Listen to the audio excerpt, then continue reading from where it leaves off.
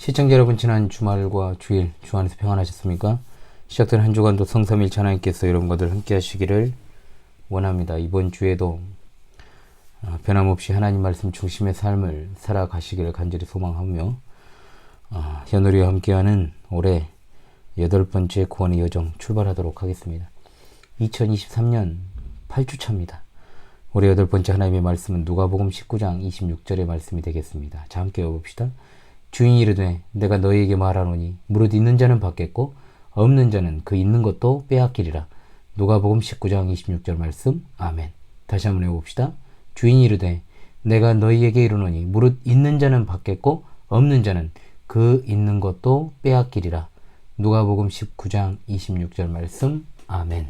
자, 계속해서 누가복음의 본문을 가지고 연속해서 이번 주 하나님 말씀 해설의 시간으로 갖고 있습니다. 누가복음 17장 11절로 19장 27절까지 이제 오늘 말씀의 내용 가운데 놓여있는 이제 부분이 되겠지요. 우리 주님께서 예루살렘에 입성하시기 직전 이제 마지막 순회 전도 사역에 관한 하나님의 말씀이라 그랬습니다. 오늘 본문은 좁게는 최후 순회 전도 사역의 종결 부분이 되겠고요. 그리고 넓게는 유대 및 베레아 사역에 대해서 기록하는 9장 51절에서 19장 27절의 종결 부분이 되겠습니다. 지난 시간 세리장 삭개오의 구원 사건, 구원 그 이후의 삶이라고 주제를 정하였던 것 기억하십니까? 이 구원 사건을 보도하는 말씀에 이어서 삭개오의 집에서 들려주시는 10명의 종과 그리고 10문화의 비유를 소개합니다. 본문의 비유는 오직 본서에만 나타나는 것으로 예수님께서 예루살렘 입성이 임박한 그 시점에 주시는 교훈이라는 측면으로 볼 때 예수님께서 죽으시고 부활하시고 승천하신 후 그리고 그리스도의 재림과 함께 도래할 세상 종말 이전까지 세상에 남아있을 모든 성도들의 삶을 그 자세를 교훈하시기 위해 주어진 말씀입니다. 당시 예수님의 정말 예수님을 따르던 무리들 물론이고 제자들조차도 예수님을 정치적인 메시아로 생각하고 예루살렘에 다윗의 왕국과 같은 신정국가, 즉 하나님 나라를 세우실 것이라는 생각을 했죠. 따라서 예수님께서 예루살렘을 향해서 가까이 오실수록 하나님 나라가 금방 임할 것으로 기대를 했다는 겁니다. 그러나 하나님의 나라는 이미 임하였지만 그 최종적인 실현은 예수님께서 속죄 사역을 완성하시고 부활 승천하셨다가 다시 재림하심으로 이루어지는 일입니다. 그래서 예수님께서는 오늘 본 비유를 통해서 제자들과 또한 그분을 따르는 무리들의 오해를 교정하시고 예수님께서 승천하신 후 재림 때까지 역사상의 모든 교회 안에 그리스도인들이 지녀야 될 합당한 자세는 어떤 것인가, 이것을 이제 교훈하신 내용입니다. 우리는 이와 비슷한 비유를 잘 알고 있습니다. 바로 마태복음에 나오는 달란트 비유입니다. 둘 다 마지막 때 하나님 나라 완성을 기다리는 성도의 자세에 관한 것에 있어서는 동일하지만 강조하는 바는 약간 다릅니다.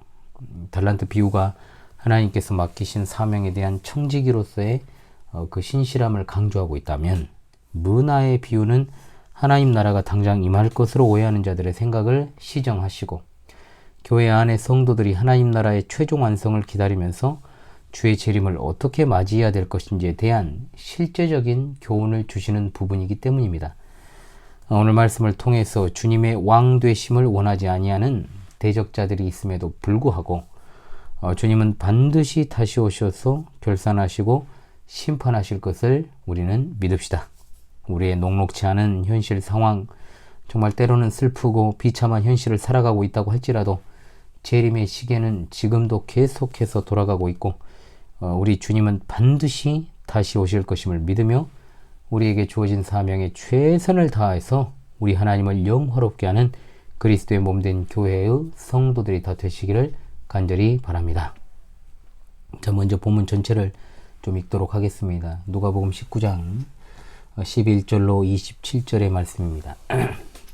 그들이 이 말씀을 듣고 있을 때 비유를 더하여 말씀하시니 이는 자기가 예루살렘에 가까이 오셨고 그들은 하나님의 나라가 당장에 나타날 줄로 생각함이더라. 이르시되 어떤 귀인이 왕 위를 받아가지고 오려고 먼 나라로 갈 때 그 종료를 불러 은화 10문화를 주며 이르되 내가 돌아올 때까지 장사하라 하니라. 그런데 그 백성이 그를 미워하여 사자를 뒤로 보내어 이르되 우리는 이 사람이 우리 왕됨을 원하지 아니하나이다 하였더라. 귀인이 왕위를 받아가지고 돌아와서 은화를 준 종들이 각각 어떻게 장사하였는지를 알고자 하여 그들을 부르니 그 첫째가 나와 이르되 주인이여 당신의 한 문화로 10문화를 남겼나이다. 주인이 이르되 잘하였다 착한 종이여 내가 지극히 작은 것에 충성하였으니 10고을 권세를 차지하라고. 그 둘째가 와서 이르되 주인이여 당신의 한 문화로 5문화를 만들었나이다. 주인이 그에게도 이르되 너도 5고을을 차지하라 하고 또 한 사람이 와서 이르되 주인이여 보소서 당신의 한 문화가 여기 있나이다. 내가 수건으로 쌓아 두었었나이다. 이는 당신이 엄한 사람인 것을 내가 무서워함이라. 당신은 두지 않은 것을 취하고 심지 않은 것을 거두나이다. 주인이 이르되 악한 종아 내가 내 말로 너를 심판하노니 너는 내가 두지 않은 것을 취하고 심지 않은 것을 거두는 엄한 사람인 줄 알았느냐? 그러면 어찌하여 내 돈을 은행에 맡기지 아니하였느냐? 그리하였으면 내가 와서 그 이자와 함께 그 돈을 찾았으리라 하고 곁에 서는 자들에게 이르되 그 한 문화를 빼앗아 10문화 있는 자에게 주라 하니 그들이 이르되 주여 그에게 이미 10문화가 있나이다. 주인이 이르되 내가 너희에게 말하노니 무릇 있는 자는 받겠고 없는 자는 그 있는 것도 빼앗기리라. 그리고 내가 왕됨을 원하지 아니하던 저 원수들을 이리로 끌어다가 내 앞에서 죽이라 하였느니라. 아멘. 예. 11절의 말씀은 예수님이 이 교훈을 주시는 목적 그리고 예수님을 따르던 제자들과 무리들의 생각에 오해가 있다라는 것을 보여주고 있습니다. 이 비유를 주시는 시점은 예루살렘 입성을 앞두고 있는 시점이라 그랬죠. 예수님은 삭개오의 집에서 구원을 선포하시면서 당신께서 이 땅에 오신 것은 잃어버린 자를 찾아 구원하려 함이니라고 하셨습니다. 이 말씀을 들은 제자들과 무리들은 이제 예수님께서 머지않아 이스라엘의 정치적인 자유를 찾아주시겠구나 이런 기대를 했다는 거죠. 그들은 과거 다윗왕 때부터 이스라엘의 수도였던 예루살렘 성에 예수님께서 들어가시면 곧장 로마 제국을 전복하고 지상에 메시아 왕국을 건설하실 것이라는 생각을 한 겁니다. 그러나 예수님은 그들의 이런 오해를 이 문화 비유를 통해서 바로 잡으려고 하시는 겁니다. 본격적인 비유는 이제 12절부터죠. 여기 나오는 귀인은 당연히 예수님 자신을 상징하는 인물입니다. 이 사람이 먼 나라로 가 왕위를 받아올 때까지는 아직 왕이 아닙니다. 자, 그렇다면 먼 나라로 간다는 것은 무엇을 뜻할까요? 이것은 예수님께서 부활하시고 승천하셔서 하나님께 다시 돌아가신 것을 의미합니다. 즉 육신적으로 예수님이 이 세상에 계시지 않음을 뜻하지요. 가시는 목적은 바로 왕위를 받아가지고 오기 위함입니다. 물론 예수님은 영원 전부터 하나님의 아들이시오 하나님이십니다. 따라서 받아가지고 오신다고 했을 때의 오려고라는 말은 기본적으로 자신의 본래 지위를 가지고 다시 되돌아온다는 뜻입니다. 만왕의 왕으로서 다시 오실 것, 다시 강림하실 것을 암시하는 거죠. 예수님께서 오실 때는 초림하실 때와는 달리 심판주와 통치자로서의 완전한 모습으로 오시게 됩니다. 그런 가운데 이 귀인이 그 종이어를 부릅니다. 그 종이라는 말은 원어상 자기 자신의 종, 즉 오로지 주인의 휘하에서 주인을 위해서만 봉사하는 노예를 가리키는 말입니다. 오로지 이 종은 주인의 뜻을 따라 살아가야 됩니다. 이들은 누구겠습니까? 바로 예수 그리스도를 따르는 제자들과 모든 역사상의 성도들을 가리키는 표현입니다. 그들에게 한 문화씩을 주며 내가 돌아올 때까지 장사하라고 명합니다. 자, 문화는 달란트의 60분의 1입니다. 약 100드라크마입니다. 데나리온으로 따지게 되면 한 문화는 100데나리온이죠. 3개월치 임금입니다. 요즘 노가다 삭슬 제가 잘 몰라요.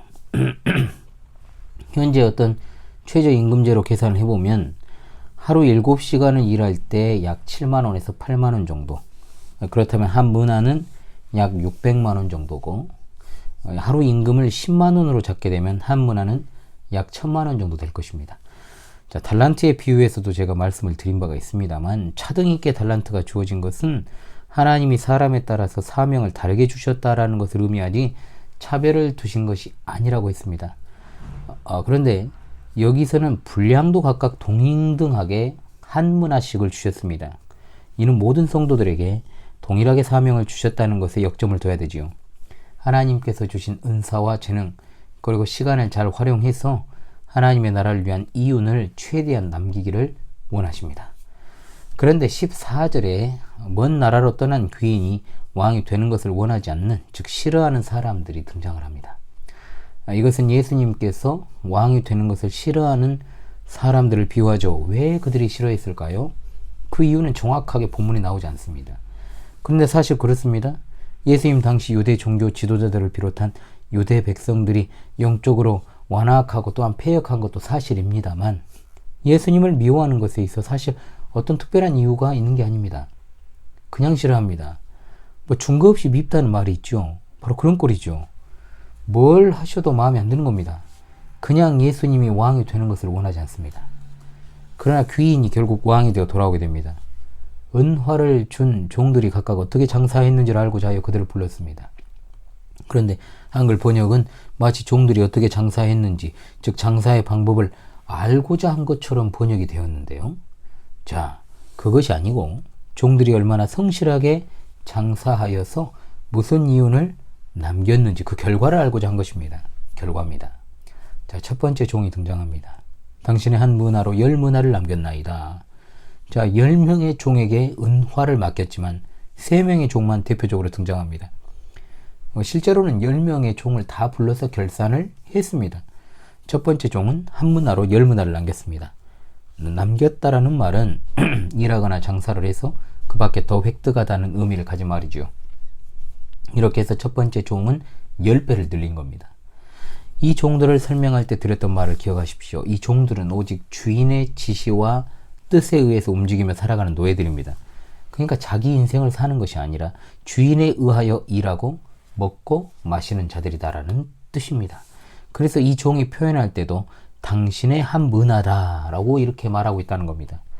한 문화는 그 문화다라고 번역할 수 있는데, 자, 10배로 더 남긴 그 문화는 원래 자기의 것이 아니기 때문에 남긴 것도 자기 것이 아니라 귀인의 것이라는 사실을 그 첫 번째 종이 인정하고 있다는 겁니다.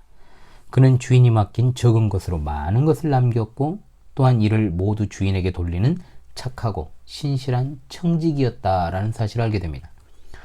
주인은 그에게 말합니다. 착한 종이여, 내가 지극히 작은 것에 충성하였으니 10고울 권세를 차지하라 하고, 자, 한 문화로 장사를 하게 했지만 사실 600만 원 정도의 자본금으로 장사를 한다는 것은 그 자체로는 별것 아닌 것이라고 생각할 수도 있습니다.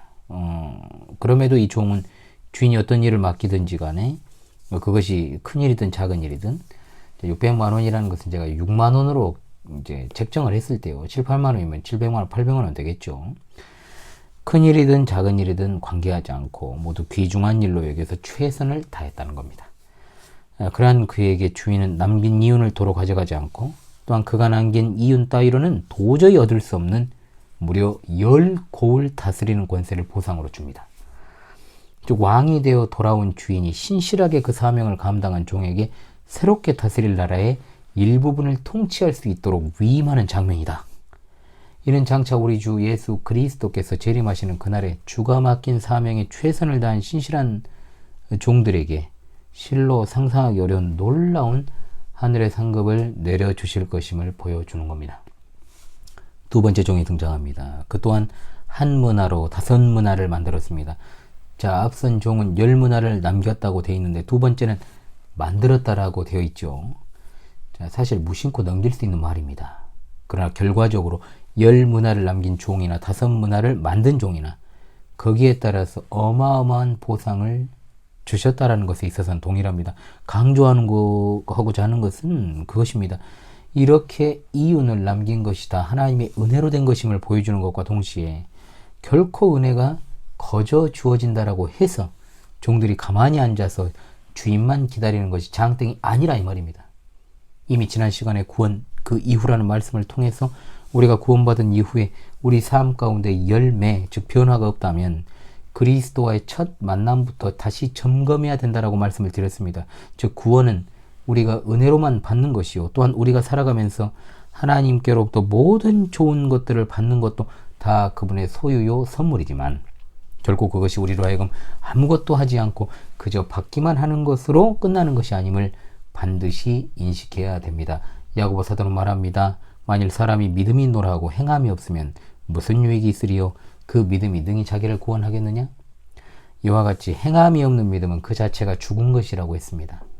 우리는 예수님께서 다시 오시는 그날을 손꼽아 기다립니다. 그런데 우리가 기다릴 때 가만히 앉아서 세워라 내워라 기다리는 것이 아닙니다. 지금도 우리는 하나님이 주시는 풍성한 은혜의 양식들을 먹고 마시며 살아가고 있습니다. 그러나 우리에게 한편으로 주어진 사명이라는 것이 있습니다. 하나님은 우리로 하여금 이 지상에서 살아갈 때 맡겨주신 각자의 사명이 있습니다. 그것은 마치 5달란트, 2달란트, 1달란트 받았던 종들과 같이 각자 다를 수도 있고 또 한편으로 오늘 본문에 나오는 10명의 종들과도 같이 동일하게 주어지기도 합니다. 몇 배를 결실하느냐는 그 다음 문제입니다. 중요한 건 열심으로 주인이 주신 사명을 감당했느냐의 문제죠. 하나님께서 우리 각자에게 우리 재능 이상을 요구하시는 분이 아니라는 것을 누누이 말씀을 드렸습니다. 세상 나라와 그 안에 있는 기업들은 어떻습니까? 아래의 관료들이나 부하 직원들에게 그 사람의 능력 이상의 것을 맡겨서 힘들게 하고 참으로 지치게 만들지만 우리의 주인 되시는 예수 그리스도께서는 그런 분이 아니십니다. 단지 그 주신 재능과 은사와 시간을 활용하여 충성되게 신실하게 감당하였는가? 즉 그의 성실함과 착실함을 보시는 분이십니다. 능력 이상의 것을 요구하는 매몰찬 세상 상사들과는 다르다는 말이죠. 5 문화를 만들었다라고 하는 이 종의 표현을 통해 분명히 우리는 맡겨진 사명을 하나님이 주신 은혜로 수행하지만 거기에는 우리의 피와 땀과 눈물과 삶의 애환이라는 노력이 있다는 사실을 우리에게 분명히 보여주는 것입니다. 마냥 주인이 왕으로서 다시 돌아올 때까지 버티고 그저 버티는 식의 생활이 아니라는 말입니다. 그러므로 시청자 성도들이시오, 주님을 기다리시면서 버티기 식의 신앙생활 하지 마십시오. 우리 주님께서 다시 오셔서 이삭과 쭉정이 알곡과 가라지를 완전히 분리하시고 판별하시고 심판하시는 그날에 우리가 누리게 될 기쁨을 생각하면서 기뻐하며 울고 기뻐하며 땀 흘리고 기뻐하며 인내해야 될 줄로 믿습니다. 아멘. 이 5 문화를 만든 종도 그가 행한 만큼 보상을 주셨습니다. 참으로 공평하신 우리 하나님이십니다. 우리도 마땅히 결산하시는 그날까지 이 지상에서 참된 교회를 세워나가고 완성된 하나님 나라가 도래하기까지 그 나라를 위하여 살아가야 할 줄로 믿습니다. 자, 이제 3번째 종이 등장합니다. 정확히 말하면 앞선 부류와는 이제 다른 2번째 부류의 종이라고 불러야 옳겠지요. 그는 일단 말이 많습니다. 달란트 비유에서도 그랬지 않습니까? 신실한 종들은 말이 없습니다. 그러면서 그가 뭐라 그럽니까? 당신의 한 문화가 여기 있나이다. 이렇게 말하면서 내가 수건으로 쌓아두었었나이다. 이는 당신이 엄한 사람인 것을 내가 무서워함이라. 당신은 두지 않은 것을 취하고 심지 않은 것을 거두나이다. 말이 많죠. 일단 변명으로 일관합니다. 그리고 중요한 것은 이 사람을 3번째 사람이라고 표현하지 않고 한 사람이라고 표현하는 것에 여러분 주목하십시오. 이 사람은, 즉 이 말은 다른 사람이라는 의미입니다. 즉 첫 번째, 2번째 종과 구분하기 위해서 이 사람을 다른 사람이라고 표현한 겁니다. 즉 다른 부류입니다. 장사하라고 한 문화를 줬는데 이 사람은 수건으로 쌓아두었다라고 말합니다. 주인이 돌아올 때까지 줄곧 수건에 쌓아두었다는 겁니다. 그리고 변명을 나열하죠. 왜 내가 수건에 쌓아둘 수밖에 없었는가? 다 당신 때문이다. 주인 당신 때문이라는 겁니다. 주인이 엄한 사람이기 때문에 그가 주인을 무서워해서 수건으로 쌓아두었다는 거죠. 엄하다라는 말은 원래 음식의 맛과 관련해서는 맵다라는 뜻입니다. 사람의 마음과 행동을 표현할 때는 거칠다, 가혹하다, 굳은이라는 뜻으로 사용되죠. 주인이 실제로 엄한 사람이어서 그가 수건에 쌓아둔 것이 아니라 자기 스스로 주인이 무서운 사람이라 여기고 아무런 행동도 취하지 않은 것입니다. 그는 주인에 대해서 오해했고 또 하나 돈을 수건에 쌓아둔 책임이 온전히 자신에게 있었음에도 불구하고 자기가 했잖아요. 그런데 오히려 그 은을 준 주인에게 책임이 있다는 식으로 책임 전가하고 있습니다. 그러니까 1절만 해야 되는데 2절까지 한 거예요. 자기 행동을 정당화하기 위해서 주인을 엄한 사람이다, 가혹한 사람이다 라고 치부하는데 그치지 않고 부정직한 사람으로 만들어버립니다. 당신은 두지 않은 것을 취하고 심지 않은 것을 거두나이다. 선을 넘죠. 선 넘었어요. 두지 않은 것을 취한다는 뭔 말이냐. 주인이 자신의 노력 없이 자신의 목도 아닌 남의 것을 취하는 사람이라는 뜻입니다. 주인을 순식간에 사채업자, 조폭, 양아치로 만들어버린 거. 또 심지 않은 것을 거둔다고 말합니다. 이 표현은 지주들이 소작농들을 수탈해서 소작인에게 돌아갈 몫을 착복하는 것을 말하는 겁니다. 즉 일도 하지 않았던 이 종놈이 내가 한 문화를 가지고 장사하지 않은 건 내가 주인의 명령대로 했다 해도 그 몫은 결국은 주인에게 빼앗기게 될 것이고, 만약 장사가 잘 안 돼가지고 원금까지도 없어지면 그것도 내가 주인에게 갚아주어야 된다라고 하는 염려 때문에 내가 그냥 수건에 쌓아두었다라고 이 말 같지도 않은 변명을 하고 자빠져 있다 이 말입니다. 주인을 순식간에 사채업자, 조폭으로 만드는 것과 동시에 가난한 사람 등치는 악덕 지주로 만들고, 동시에 지고지순하게 주인의 명대로 신실하게 일한 다른 종들을 순식간에 모지리로 만들어버립니다. 얼마나 충격적입니까?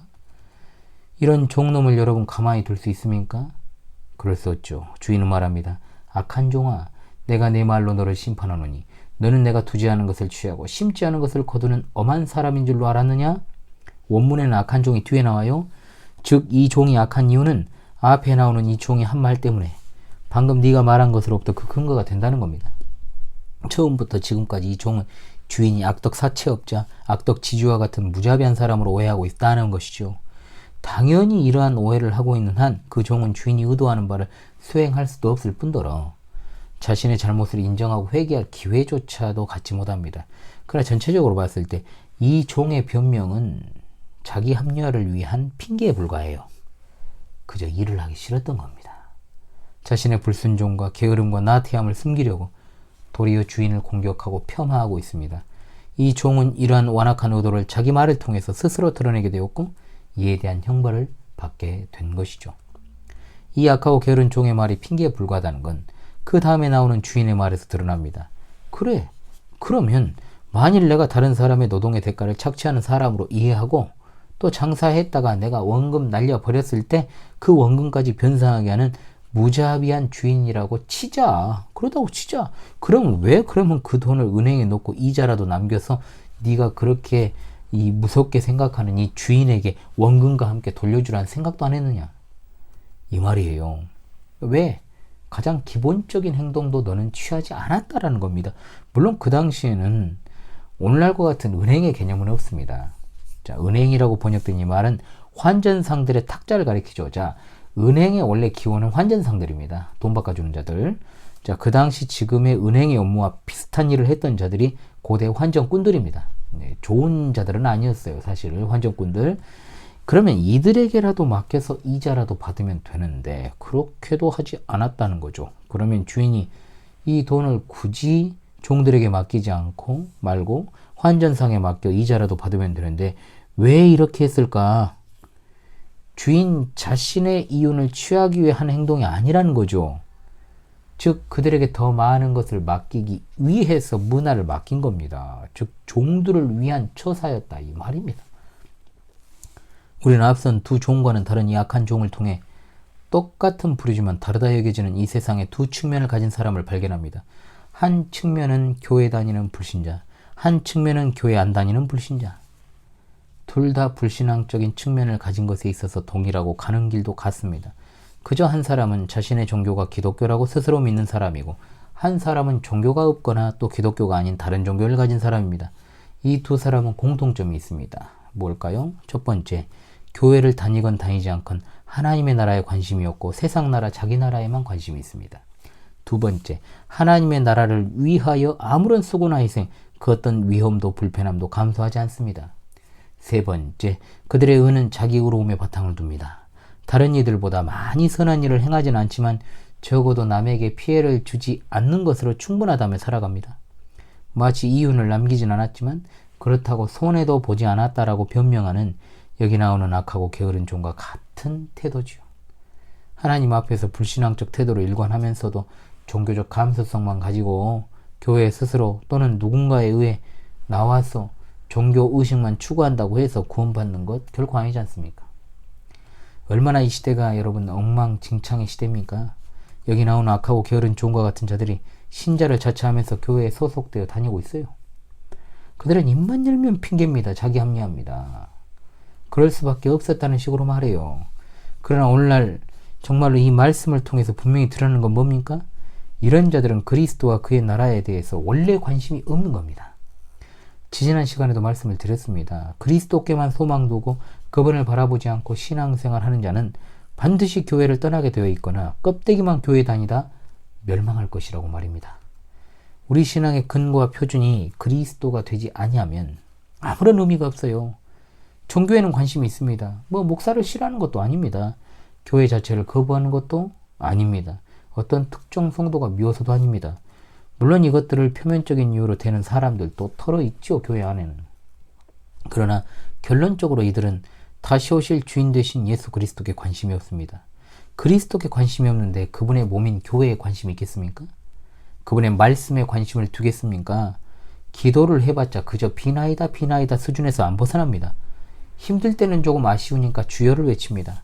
그러나 별일 없으면 나여를 외치는 자들입니다. 저도 깨닫습니다. 목회라고 하는 것 자체는 성도를 보는 것이 아니라 양들을 위탁하신 그리스도를 바라보는 것이 목회입니다. 그런데 가끔가다 힘들 때는 그렇죠. 사실은 성도를 보니까 힘든 거예요. 그리스도만 바라봐야 되는데. 목회도 그리스도를 바라보지 않으면 안 됩니다. 아무리 그리스도께서 자신의 어린 양을 먹이라, 내 양을 치라, 내 양을 먹이라 말씀하셨어도 양에게 소망을 두어서는 안 되고 목자장 되시는 그리스도께만 소망을 두어야 목회자도 살 수 있다 이 말입니다. 목회 경력이 그리 길지 않지만 근당에서 또 짧은 것도 아닙니다. 제가 이 사실을 저도 깨달아요. 제가 10년 목회했다고 해도 목사 된 지도 이제 10년이 되었습니다만은 사실은 그 누구보다도 치열하게 목회를 해왔습니다. 부교육자 시절을 빼버린다고 하면요 10년 딱 이야기할 수 있는데 누구보다도 치열하게 해왔습니다. 종이 주인을 바라봐야지 주인이 아닌 것에 시선 두면 그건 더 이상 종 아닙니다. 그러나 정말로 그리고 주인과 관계가 없는 악한 자일 뿐이라는 것, 이것을 우리가 분명히 알아야 되는 거죠. 결국 이 악하고 게으른 주인에게 정말 주인에게 일도 관심 없는 이 종놈, 그 있는 것도 빼앗기고 그것은 열무나 있는 자에게 주어집니다. 나머지 말씀이 이제 이 심판의 방식을 요약하고 있어요. 성실히 남긴 자는 더 받을 것이고 남기지 않은 자는 가진 것도 빼앗길 것이고 예수님을 왕으로 모시기를 원하지 않았던 사람들은 심판받을 것이라. 이 말이 예수님을 자기 백성을 그들의 죄로부터 구원하실 속죄의 어린 양으로 영접하지 않았던 자들에 대한 심판은 1차적으로 추후 70년 예루살렘 멸망으로 성취되었지만 궁극적으로 예수 그리스도의 재림의 날 예수 그리스도를 믿지 않았던 모든 자들에게 이 심판이 내려지게 되는 것입니다. 시청자 성도 여러분, 우리는 오늘 두 부류의 사람을 만납니다. 기억합시다. 등장하는 것은 총 3사람이지만 결국 두 부류입니다. 10문화를 남긴 사람이나 5문화를 만든 종이나 그들은 마지막 때까지 주인에게 신실한 자들이요 또한 그들의 행한 대로 하늘의 기업을 상속받을 그리스도 계속해서 교회에 회원된 자들입니다. 그러나 한 문화를 수건에 쌓아두었던 악하고 게으른 종은 교회 안에 있고 교회는 다니지만 신자인 척하는 명목상의 그리스도인들을 말하지요. 자, 이들은 하나님의 나라에 관심이 없습니다. 따라서 주인의 명령에도 관심이 없고 그저 종교적 감성이 예민해서 자기들의 욕심을 위해 기독교회의 형식상 소속된 자들입니다. 이들이 무엇을 한들 하나님 나라 위한 것 아닙니다. 그저 세상 나라와 자기에게 속한 것들을 위해 최선을 다해 살아가는 자들일 뿐입니다. 그래서 그들은 자신을 위해서는 일하지만 주인 되신 예수 그리스도를 위해서는 일하지 않습니다. 그리고 마지막 날 핑계를 댑니다. 내가 이럴 수밖에 없었던 것은 바로 당신 때문이라고. 그러나 그들이 갈 길이 정해져 있습니다. 지옥입니다.